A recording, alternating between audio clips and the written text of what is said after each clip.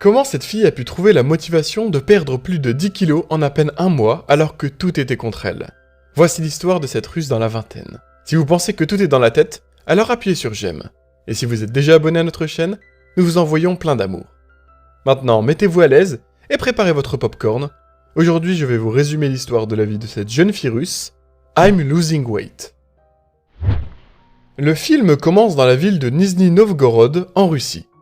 Anya, une fille dans la vingtaine, vit avec son petit ami Genia, un bodybuilder et maître nageur. Lorsque le couple s'est formé, elle avait une taille de guêpe, mais au fil des mois, elle a commencé à prendre un poids considérable.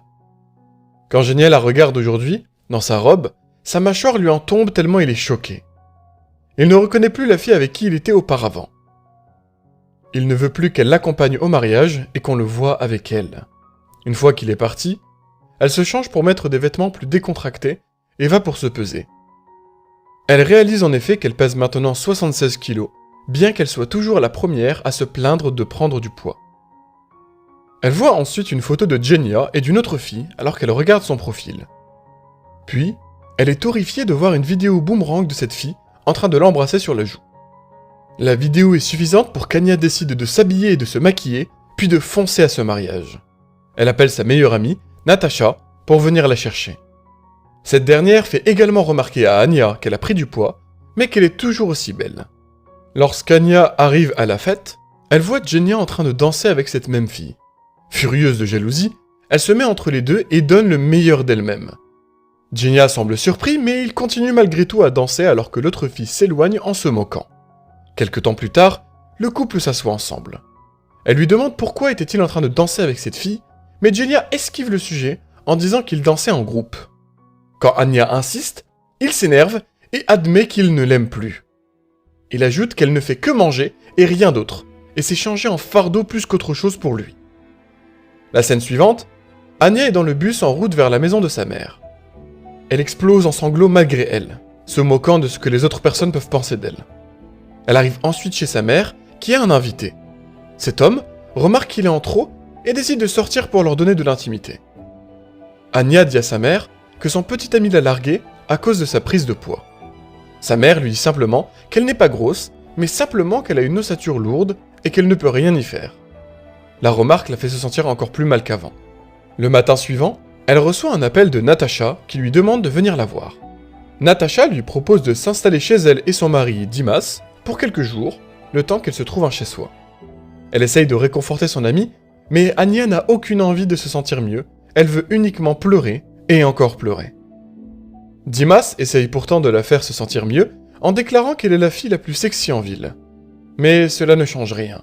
Elle passe la nuit sur le balcon. Le matin suivant, Anya se répète ses affirmations de motivation du matin en buvant un grand verre d'eau, puis elle va à la salle de sport pour la première fois de sa vie. Elle a besoin d'un certain temps pour s'habituer aux machines et tombe même du tapis roulant à plusieurs reprises. Malheureusement, tous ses efforts tombent à l'eau quand 1 heure plus tard, elle va manger dans un restaurant et mange pour 2.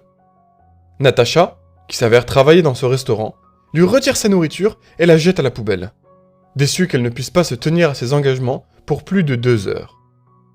Elle demande à son ami de montrer un peu plus de volonté. Le jour suivant, elle est déterminée à ne plus manger de junk food ou rien de mauvais. Cela lui est particulièrement difficile, étant donné qu'elle travaille dans une pâtisserie. Alors qu'elle décore un gâteau, elle ne peut pas s'empêcher de lécher le glaçage sur ses doigts. Pour se punir et payer cet excès, elle fait 10 squats.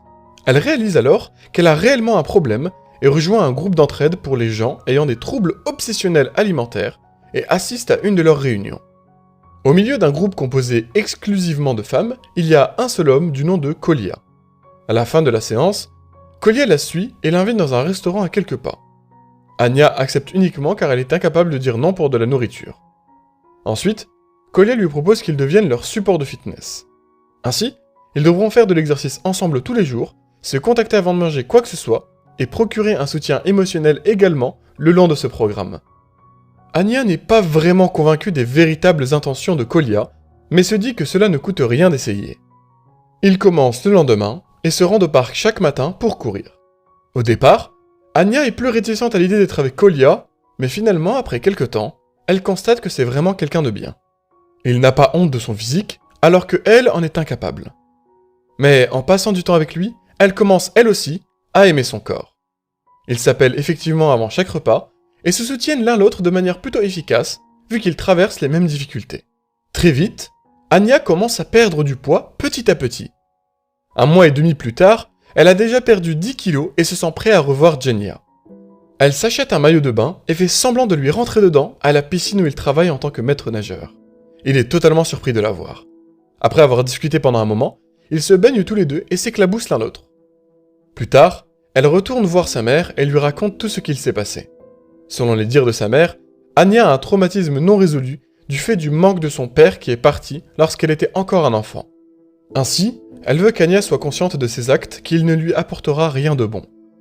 Anya comprend ses avertissements, mais va rencontrer son père malgré cela, dès le lendemain. Elle demande à Kolya de conduire, étant donné que c'est à 5 heures de route d'ici. Elle rencontre finalement son père, Sergueï, dans la maison en bois où il vit avec une femme. Anya lui demande pourquoi est-ce qu'il n'a jamais voulu faire partie de sa vie. Sergueï, de son côté, lui rappelle ce jour où il était venu pour son anniversaire avec un cadeau, mais qu'elle l'avait envoyé paître à travers la fenêtre avec un joli doigt d'honneur. Pour lui dire au revoir, Anya embrasse Kolya sur le nez. Il est alors aux anges sur le chemin du retour, et il vend même sa montre pour pouvoir acheter des fleurs pour elle. Plus tard, Genia rend visite à Anya et s'excuse auprès d'elle et ils finissent par faire l'amour après une longue discussion. Lorsque Kolya revient avec les fleurs, il découvre leurs ébats et s'en va, déçu. Le matin suivant, Anya se réveille aux côtés de Genia qui la flatte, en lui disant qu'elle a quand même un bien plus joli corps qu'un mois auparavant. Ces paroles font réaliser à Anya qu'elle ne veut pas d'une relation instable et incertaine où elle serait en permanence dans la peur que son compagnon la quitte. Ils se disputent une fois de plus et Genia s'en va. Le soir même, elle va chez Kolya car elle a besoin d'être avec un ami, mais ce dernier est tellement en colère qu'il lui jette simplement une pomme en lui disant que leur relation aussi bien que leur soutien mutuel sont terminés, comme elle a perdu du poids. Le lendemain, Sergueï vient rendre visite à Anya et lui demande pardon d'avoir été un père minable. Ils dansent même de la même façon que lorsqu'elle était petite, et les deux finissent par se réconcilier.